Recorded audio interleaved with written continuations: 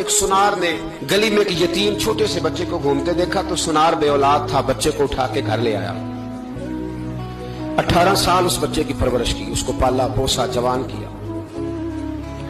सुनार के पास वो दुकान पे चला जाता, वो कई दफा दुकान पे रहता, कई दफा घर में रहता। एक दफा वो दुकान पे था, बच्चा घर था, 18 साल का जवान। उसकी बीवी अकेली थी। वो जिसने मां बन के पाला था उसने उसी पे हमला कर दिया, उसका बाजू बुरी नीयत से थामा। बीवी चीखी, थोड़ी देर गुजरी तो वो नौजवान पैरों में बैठ गया, कहने लगा मां पता नहीं मुझे क्या हुआ। शाम को सुनार आया, बीवी चीखने लगी, चिल्लाने लगी, कहने लगी आज अजीब बात हुई, जिसको मैंने जिगर का खून दे दे के पाला उसी ने गंदी नजर डाली। सुनार महवे हैरत है। बीवी का ख्याल था कि लाठ उठाएगा, डंडा उठाएगा, नौजवान को मारेगा, लेकिन वो रोने लग गया।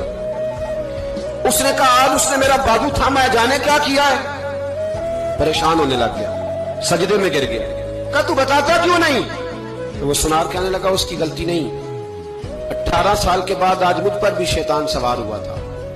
एक औरत आई थी, वो अपने बाजुओं में चूड़ियां पहनना चाहती थी तो मैंने भी गंदी नजर से हाथ डाला था। रब करीम ने मुझे फौरन उसकी सजा दी। जिनके घरों में बेटियां होती हैं उनकी नजरें गंदी नहीं होती। जो बेटियों के बाप होते हैं, जो बहनों के भाई होते हैं, उनकी नजरें गंदी।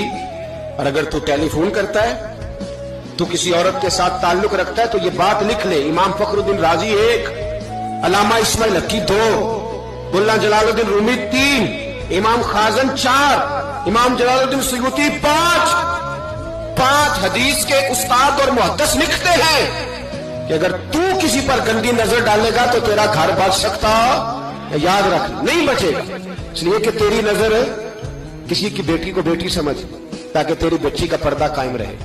किसी की बहन को, ये क्या बात हुई कि तू जितना मर्जी गंद मुआशरे में फैलाता रहे तेरा घर बचा रहे, ये कैसे हो सकता है। फाइना लहू मईशतन दंका, अल्लाह फरमाता है जिंदगी तंग हो जाएगी तेरे लिए मुश्किल। तू ढूंढता फिरेगा कि मैं मरने को जगह तलाश करूं। सच्ची तौबा करे, खरी तौबा करे। ये गुनाह इंसान को मजबूर कर देते हैं।